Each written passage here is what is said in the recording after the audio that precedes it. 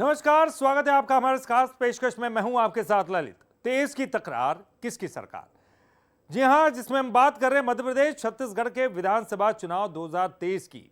तो आइए शुरू करते हैं। तेज की तकरार किसकी सरकार?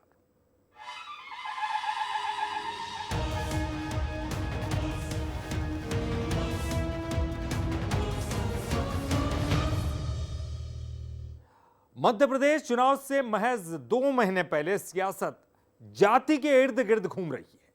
कांग्रेस ओबीसी कार्ड और जातिगत जनगणना का दांव आजमा रही है। लेकिन क्या मध्य प्रदेश में यह फैक्टर कांग्रेस को ही भारी पड़ेगा? और ओबीसी आबादी का 2023 चुनाव में क्या असर दिखने वाला है, इस खास रिपोर्ट में दिखाते हैं। कांग्रेस किसी भी कीमत पर देश के हिंदुओं को बांटकर भारत को तबाह कर देना चाहती है। तो क्या सबसे बड़ी आबादी वाले हिंदू अब आगे बढ़कर अपने सारे हक ले लें क्या? प्रधानमंत्री नरेंद्र मोदी के इस बयान से जाहिर है कि फिलहाल कांग्रेस के लिए किसी काट को बीजेपी के खिलाफ आजमाना आसान नहीं है। बीजेपी के महिला आरक्षण की काट कांग्रेस ओबीसी फैक्टर को मान रही थी। कई मंचों पर कांग्रेस सांसद राहुल गांधी जातिगत जनगणना और ओबीसी का मुद्दा उछाल चुके हैं। राहुल कह रहे हैं कि कांग्रेस सरकार में आते ही जातिगत जनगणना कराएगी। मध्य प्रदेश के शाजापुर में भी राहुल यही कहते नजर आए थे। वो समय आ गया है कि हमें हिंदुस्तान का एक्सरे करना है। भाई और बहनों, देश के सामने एक ही मुद्दा है, कास्ट सेंसस। ओबीसी कितने हैं और उनकी भागीदारी कितनी होनी चाहिए, ये हिंदुस्तान के सामने सबसे बड़ा सवाल है। और कांग्रेस पार्टी की हिंदुस्तान में सरकार है, पहला काम ये हम करके दिखाएंगे। अगर मध्य प्रदेश की बात करें तो यहाँ ओबीसी की आबादी 50% से ज्यादा है।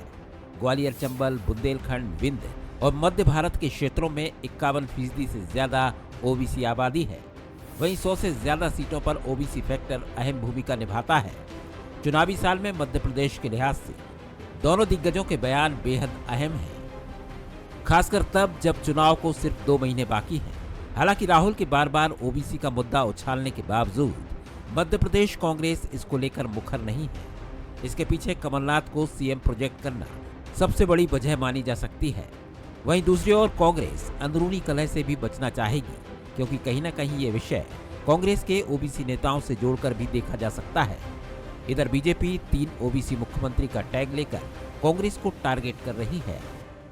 जरा बताओ, आपकी कांग्रेस पार्टी मध्य प्रदेश में किस ओबीसी नेता के अधीन है, उसके निर्णय से चलती है? अरे यहाँ तो सेठ कमलनाथ और राजा दिग्विजय सिंह जी के कब्जे में पूरी कांग्रेस है। जरा पूछो किसी अपने ओबीसी नेता से। और जरा ये तो बताओ, आपने मध्य प्रदेश में आज तक अपनी सरकार में कितने ओबीसी मुख्यमंत्री बनाए, या विपक्ष में नेता प्रतिपक्ष ओबीसी से बनाए? कांग्रेस ओबीसी और जातिगत जनगणना के जरिए जाति का तड़का लगा रही है, तो बीजेपी का 3 ओबीसी मुख्यमंत्री और आधी आबादी के लिए आरक्षण का टैग कहीं न कहीं कांग्रेस पर भारी पड़ रहा है। अब देखना होगा कि ओबीसी आबादी एमपी में किसके लिए समीकरण बनाती है और किसके लिए बिगाड़ती है। Bureau report, Bansal news. BJP ने 2023 का चुनावी महासमर जीतने के लिए स्पेशल प्लानिंग की है और इसके लिए पार्टी ने बूथ प्लान बनाया है, जो उसके लिए सत्ता में वापसी की राह को आसान कर सकता है। 18 लाख से ज्यादा कार्यकर्ता बूथ समितियों की कमान संभालेंगे। तो क्या है ये पूरी रणनीति? चलिए समझते हैं। 2023 की चुनावी महाभारत जीतने के लिए बीजेपी कोई कोर कसर बाकी नहीं छोड़ रही। दिग्गजों महारथियों को उतारकर कांग्रेस को पटखनी देने का दांव तो पार्टी ने खेल ही दिया है। पार्टी ने बूथ को मजबूत करने के लिए माइक्रो मैनेजमेंट प्लान भी बनाया है। बीजेपी बूथ प्लान के सहारे सत्ता में वापसी की अपनी राह आसान करना चाहती है। क्या है बीजेपी का ये विनिंग प्लान? चलिए समझते हैं। बीजेपी का विनिंग प्लान। 2023 की जंग जीतने बीजेपी कर रही माइक्रो मैनेजमेंट। पार्टी की चुनावी रणनीति में पन्ना प्रमुख सबसे महत्वपूर्ण। मध्य प्रदेश में एक पन्ने पर 2 या उससे ज्यादा कार्यकर्ता। हर कार्यकर्ता के हिस्से में विधानसभा क्षेत्र के 10 परिवार। करीब 30 मतदाताओं से सीधे संपर्क में पन्ना प्रमुख। मतदाताओं के सुख दुख में शामिल होते हैं पन्ना प्रमुख। व्हाट्सएप ग्रुप से मतदाताओं को भेजते हैं सूचनाएं। बीजेपी कर चुकी है बूथ प्रभारियों के सम्मेलन। पन्ना प्रमुख और अर्ध पन्ना प्रमुख को भी दे चुकी है ट्रेनिंग। मध्य प्रदेश में 64,523 बूथ। बीजेपी को भरोसा है कि माइक्रो लेवल मैनेजमेंट उसके लिए जीत का रास्ता खोल देगा। वहीं कांग्रेस बीजेपी के प्लान को कटघरे में खड़ा कर रही है। जिसके पास कार्यकर्ता हैं, जिसके पास रीति नीति है, जिसके पास नीति नियत और नेटवर्क है, ये नेटवर्क है हमारा, नीति हमारी अच्छी है और नेता हमारा अच्छा है। इसलिए पन्ना प्रभारी की कल्पना भारतीय जनता पार्टी के अलावा किसी राष्ट्रीय दल ने नहीं दी। बूथ प्रभारी की कल्पना भारतीय जनता पार्टी के अलावा किसी ने नहीं दी, क्योंकि जिसके पास वैचारिक आधार है, जिसके पास कार्यकर्ता का आधार है, वही दल ये काम कर सकता है। ये पन्ना बूथ इन सबकी रणनीति ध्वस्त हो चुकी है। बीजेपी डिपेंड है सिर्फ झूठ, प्रचार और फर्जी सर्वे खरीदने में। उनके दम पर सीट बचाने की कोशिश कर रही, जीत तो नामुमकिन है। 2023 की सियासी जंग बीजेपी किसी भी कीमत पर जीतना चाहती है। उसकी बूथ लेवल प्लानिंग इसी कड़ी में बड़ी कोशिश है। अब ये कोशिश कितनी सफल होगी, ये देखना दिलचस्प होगा। Bureau report, Bansal news. एक तरफ तो इंदौर की विधानसभा नंबर 1 से बीजेपी के कैलाश विजयवर्गीय जैसे दिग्गज मैदान में है और माहौल बदलने की कोशिश बीजेपी ने की है इनको उतार के, तो वहीं विधानसभा नंबर 4 में उठे अंतर्कलह के धुएं ने बीजेपी को चिंता में डाल दिया है। टिकट तय होने से पहले ही पूर्व राज्यसभा सांसद मेघराज जैन ने मौजूदा विधायक मालिनी गौड़ के खिलाफ मोर्चा खोल दिया है। इंदौर की विधानसभा नंबर 4 में बीजेपी की अंतर्कलह अब खुलकर सामने आ गई है। टिकट तय होने से पहले ही पूर्व राज्यसभा सांसद मेघराज जैन ने मौजूदा विधायक मालिनी गौड़ के खिलाफ मोर्चा खोल दिया है। मेघराज जैन ने सोशल मीडिया पर पोस्ट करते हुए टिकट बदलने की मांग की है। मेघराज जैन का कहना है कि एक ही सीट पर एक ही परिवार का सालों से कब्जा होने के कारण अब कार्यकर्ता काम के लिए उत्साहित नहीं है, इसलिए पार्टी को टिकट बदलना चाहिए। साथ ही मेघराज जैन ने मालिनी गौड़ के परिवार पर गुंडागर्दी करने का आरोप भी लगा दिया। मेरा सुनने में आया पार्टी के कार्यकर्ताओं के साथ ही मारपीट होती है, सब इस प्रकार का होता है। तो ये सब जो चल रहा है इसके लिए मैंने आवाज़ उठाई। बाकी इतना मतलब कार्यकर्ता इतना डरे हुए हैं कि कोई बोलता ही नहीं है। किसी को बहुत कार्यकर्ता है काम करने वाले, पार्टी जिसको टिकट देगी, मेरा कहना आज इनको भी टिकट देगी तो पार्टी तो जिताएगी, उनको कार्यकर्ता जिताएंगे। मैं कितना ही नाराज होता हूँ, मतलब वोट तो भाजपा को ही देना है। सब कार्यकर्ताओं की मनस्थिति यही है, कोई भी भाजपा के खिलाफ नहीं है। केवल यह था कि बदला जाना चाहिए, इतनी बात है। मेघराज जैन अब खुलकर मालिनी गौड़ के विरोध में आ गए हैं। शिकायतों के दौर के बीच वरिष्ठ नेता और इंदौर 1 से बीजेपी प्रत्याशी कैलाश विजयवर्गीय अचानक मेघराज जैन से मिलने उनके घर पहुंचे। वहीं मालिनी गौड़ का कहना है कि मेघराज जैन पार्टी के वरिष्ठ नेता हैं, कुछ गलतफहमियां हो गई होंगी जिन्हें मिलकर दूर करेंगे। आदरणीय मेघराज जी जैन पार्टी के वरिष्ठ नेता हैं और उनको कुछ भ्रांति हो या किसी ने कुछ कहा हो, जो भी भ्रांतियाँ होगी मैं उनसे मिलकर वो दूर करना चाहूँ। कुछ भ्रांतियाँ हैं जिस प्रकार से वो व्हाट्सएप पे चल रहा है वो मैंने भी देखा, तो मैं बात करूँगी कि क्या परेशानी है मुझसे। 6 चुनावों की बात करें तो इस सीट पर गौड़ परिवार का कब्जा रहा है। 3 बार से मालिनी गौड़ विधायक है, तो इसके पहले उनके पति लक्ष्मण गौड़ 3 बार विधायक रहे थे, लेकिन अब इस सीट पर विरोध के स्वर उठने लगे हैं और मोर्चा पार्टी के नेताओं ने ही खोल दिया है। ऐसे में चुनाव से ठीक पहले इस अंतर्कलह ने पार्टी की चिंता बढ़ा दी है और शायद इसलिए अब कैलाश विजयवर्गीय जैसे दिग्गज नेता इस चुनौती का हल निकालने की कोशिश में जुट गए हैं। अखिलेश सैन, बंसल न्यूज, इंदौर। विधानसभा चुनाव में टिकट पाने के लिए दावेदार तरह तरह के जतन कर रहे हैं। बड़े नेताओं की परिक्रमा के साथ ही दावेदार संतों के शरण में भी जा रहे हैं। दरअसल नेताओं को यह उम्मीद है कि संत समाज की पैरवी से उन्हें टिकट जरूर मिलेगा। देखिए खास रिपोर्ट। मध्य प्रदेश में विधानसभा चुनाव का घमासान शुरू हो गया है। टिकटों की आस लगाए दावेदार कोई कसर नहीं छोड़ रहे हैं। बड़े नेताओं के दरबारों में हाजिरी लगाने के साथ ही संतों की शरण में भी नजर आ रहे हैं। अचानक से संतों के दरबार में नेताओं की आमद बढ़ने लगी है। इंदौर शंकराचार्य मठ के प्रभारी डॉक्टर गिरीशानंद महाराज का कहना है कि चुनाव आते ही नेताओं को संतों की याद आती है। उन्हें लगता है कि संतों की पैरवी से टिकट मिल जाएगा, लेकिन टिकट तो जनसेवा करने वालों को ही मिलता है। अब चुनाव आ गए तो इनको संत याद आने लग गए, गुरु याद आने लग गए, धर्म याद आने लग गया। कोई सोचता जी हमें टिकट दिला देंगे, कोई सोचता आशीर्वाद से हम जीत जाएंगे, पर ऐसा कुछ भी नहीं है। जो व्यक्ति के भाग्य में है उसको वैसी परिस्थिति बन जाती है और उसके काम हो जाते हैं। बीजेपी और कांग्रेस दोनों ही पार्टियों के दावेदार संतों के जरिए टिकट की लॉबिंग करने में जुटे हैं। बीजेपी नेताओं का कहना है कि वो हर काम की शुरुआत संतों के आशीर्वाद लेकर ही करते हैं। वहीं कांग्रेस के भी अपने तर्क हैं। ये तो चूंकि राजनीतिक जीवन है तो हर चीज़ का मतलब निकालने का प्रयास रहता है, अन्यथा हर अच्छे काम की शुरुआत भगवान के दर्शन और संतों के आशीर्वाद से होती है।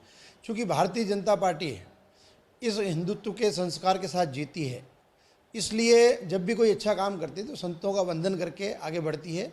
अब चूँकि उनको जब हम वंदन करते हैं तो उनका हाथ उठता है, आशीर्वाद मिलता है, तो इसलिए उनके आशीर्वाद से भारतीय जनता पार्टी आगे बढ़ रही है। बिल्कुल, मेरे गुरु मेरे आराध्य हैं और मेरे प्रेरणा स्रोत हैं। उन्हीं के आशीर्वाद से आज मैं जो मेरा नाम कहीं ना कहीं जो जाना जाता है तो उनके शिष्य के रूप में और एक सेवक के रूप में जाना जाता है। मैं गुरु जी का आशीर्वाद लेकर आगे बढ़ूँगा। पार्टी मुझ पर भरोसा करेगी तो मैं कड़ी चुनौती देने के लिए इस आवेदन में तैयार हूँ। बहरहाल सियासत में सब कुछ जायज है। नेताओं की परिक्रमा हो या संतों की शरण, टिकट मिले तो नेता हर कुछ करने को तैयार हैं। पीयूष पारे, बंसल न्यूज, इंदौर। कांग्रेस समेत विपक्ष जाति का कार्ड आजमा रही है, तो बस्तर में पीएम मोदी के हिंदू कार्ड के बाद छत्तीसगढ़ से लेकर बिहार तक जाति की राजनीति सुलगने लगी है। मेरे लिए तो इस देश का गरीब यही सबसे बड़ी जाति है, यही सबसे बड़ी बिरादरी है। अगर गरीब का भला हो गया, देश का भला अपने आप हो जाएगा। बिहार राज्य से उठी जाति की आग अब छत्तीसगढ़ को भी सुलगा रही है। आदिवासी बाहुल्य इलाके बस्तर से 26,000 करोड़ की सौगात देने के लिए पहुंचे पीएम मोदी ने विपक्ष को आड़े हाथों लिया। एक साथ कई सवाल खड़े कर पीएम मोदी ने ओबीसी, अल्पसंख्यक और गरीबों के मुद्दों को साध लिया। वहीं जातिगत जनगणना और ओबीसी का मुद्दा अलाप रही कांग्रेस पर भी जोरदार हमला किया। उन्होंने कहा कि कांग्रेस अल्पसंख्यकों का हक भी छीन लेना चाहती है। देश में हिंदू सबसे ज्यादा है तो क्या वे अपना हक ले लें? और आबादी के ही हिसाब से ही अब तय होने वाला है, तो पहला हक किसका होगा भाई? किसका होगा? आबादी किसकी ज्यादा है? तो क्या सबसे बड़ी आबादी वाले हिंदू अब आगे बढ़कर अपने सारे हक ले लें क्या? जाहिर है कि 12 विधानसभा और 1 लोकसभा वाले बस्तर से पीएम का ये बयान आना अपने आप में कई सियासी मायने लेकर आया है। इन सभी सीटों पर फिलहाल कांग्रेसी काबिज है। वहीं प्रधानमंत्री मोदी का सवाल खड़े करना कई मोर्चों पर विपक्ष की परेशानी बढ़ा सकता है, लेकिन कांग्रेस इसे अपने आईने से देख रही है। सीएम भूपेश का कहना है कि ये प्रधानमंत्री की हठधर्मिता है और बीजेपी जातिगत आंकड़े सामने लाने से डर रही है। जातिगत जनगणना में उनको तकलीफ क्या है? जातिगत जनगणना हो गई, चाहे वो किसी समाज का हो, चाहे अनुसूचित जाति को, जनजाति को, पिछड़े वर्ग को, अपर क्लास को। इस जनगणना से ये होगा कि देश की आज़ादी 75 साल बाद हमारे विभिन्न जाति के लोग की आर्थिक स्थिति क्या है, सामाजिक स्थिति क्या है, शैक्षणिक स्थिति क्या है, उसकी जानकारी मिलेगी। इससे फायदा ही होगा देश को, नुकसान नहीं होगा। लेकिन प्रधानमंत्री जी की हठधर्मिता, वो अड़े हुए हैं और ये जब पता चलेगा कि किसकी ताकत कितनी है, उससे डरे हुए हैं ये लोग। और इसलिए नहीं कराना चाहते। सीएम भूपेश से पहले कांग्रेस सांसद राहुल गांधी भी कह चुके हैं कि सरकार बनने पर जातिगत जनगणना कराई जाएगी। ये बात राहुल ने तब कही थी जब वो छत्तीसगढ़ दौरे पर आए थे। तो अब पीएम का जवाब भी छत्तीसगढ़ से आया है। अब देखना होगा कि चुनाव से महज 2 महीने पहले दिग्गजों के बयान और जाति का तड़का क्या चुनावी खिचड़ी पकाता है। Bureau report, Bansal news. PM Modi ने जगदलपुर की संकल्प रैली में कांग्रेस पर बड़ा हमला बोला। उन्होंने कहा कि कांग्रेस अब आउटसोर्स हो गई है। कांग्रेस ने एक देश के साथ गुप्त समझौता किया है। कांग्रेस को पार्टी के नेता नहीं चला रहे हैं। पर्दे के पीछे से जो कांग्रेस को चला रहे हैं वो देश विरोधी ताकतों से जुड़े हैं। पीएम के इस बयान पर सीएम भूपेश बघेल ने पलटवार किया। जगह पर बैठे आराम से सभी अधिवक्ता साथियों से अनुरोध करूं। कांग्रेस पार्टी को अब कांग्रेस के लोग नहीं चला रहे। कांग्रेस के बड़े बड़े नेता मुंह पे ताला लगा के बैठे हैं। न उनको पूछा जाता है, न वो ये सब देख करके बोलने की हिम्मत करते हैं। अब तो कांग्रेस को आउटसोर्स कर दिया गया है। कांग्रेस को अब ऐसे लोग चला रहे हैं, पर्दे के पीछे लोग ऐसी कमाल कर रहे हैं, ऐसे खेल खेल रहे हैं जो देश विरोधी ताकतों से मिले हुए हैं। ऐसा है, कांग्रेस ने ही देश को आज़ादी दिलाया, कांग्रेस ने ही देश में संविधान लागू किया, कांग्रेस ने ही देश में प्रजातंत्र लागू किया।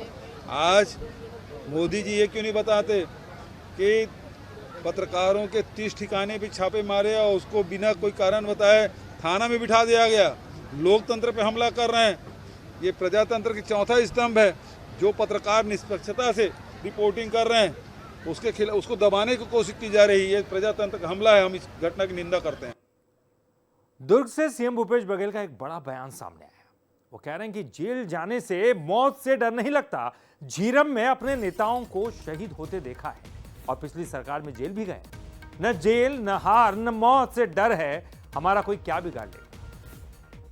जेल जाने से, मौत से, मैंने कहा झीरम घाटी में अपने नेताओं को लिया है, हमने अपने नजरों से देखा है, तो मौत का डर भी नहीं है। और जेल जाने की बात है तो पिछली सरकार ने भेज भी लिया, देख लिया।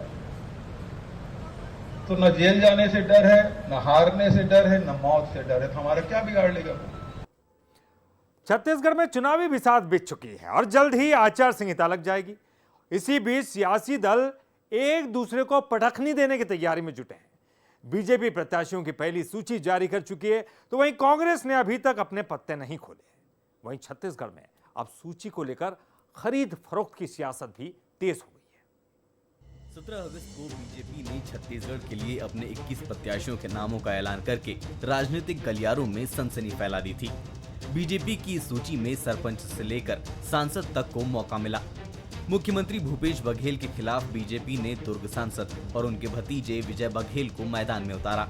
पहली सूची जैसी तेजी बीजेपी की दूसरी सूची के लिए नहीं दिखी। सूची को लेकर बीजेपी कांग्रेस को घेर रही है। पूर्व मंत्री अजय चंद्राकर ने तंज कसते हुए कहा कि 1-2 सीटों को छोड़ दें तो कांग्रेस 90 सीटों पर फंसी हुई है। कांग्रेस पूरे 90 सीटों पर फंसी हुई है, 1-2 सीटों को छोड़ दें तो। और उसका कारण मैं शुरू से बोलता हूं कि पैसा कौन देगा, कितना देगा। तो पूरे प्रदेश में कितनी वजनदार थैली मिलेगी, किसको किसको, इस पर विचार हो रहा है, ना कि सरकार बनाने पर, जीतने पर। बीजेपी के आरोपों पर कांग्रेस ने पलटवार किया है। संचार विभाग प्रमुख सुशील आनंद शुक्ला ने कहा कि 15 साल तक बीजेपी ने भ्रष्टाचार किया। अजय चंद्राकर पिछली बार पैसा देकर टिकट लाए थे, इस बार भी पैसा देकर टिकट खरीदने की जुगाड़ में है। पिछली बार भी पैसा देकर टिकट ले आए थे, इस बार भी वो पैसा देकर टिकट खरीदने की जुगत में है। भारतीय जनता पार्टी को नेतृत्व को पता है कि अजय चंद्राकर पिछली बार हारते हारते चुनाव जीते थे। यदि कांग्रेस का बागी नहीं खड़ा हुआ होता तो अजय चंद्राकर की जमानत जब्त हो जाती। इस बार भी वो स्वयं पैसा देकर फिर से भाजपा की टिकट खरीदने की जुगत में है। टिकट बेचने की परंपरा भारतीय जनता पार्टी में है। टिकट के इंतजार में नेता टकटकी लगाए बैठे हैं। फिलहाल कांग्रेस और बीजेपी में बैठकों और मंथन का दौर जारी है। वहीं सूची को लेकर सियासी घमासान भी चरम पर है। गौरव शुक्ला, बंसल न्यूज, रायपुर। तेज की तकरार, किसकी सरकार में फिलहाल इतना ही। बंसल न्यूज पर खबरों का सिलसिला लगातार जारी है।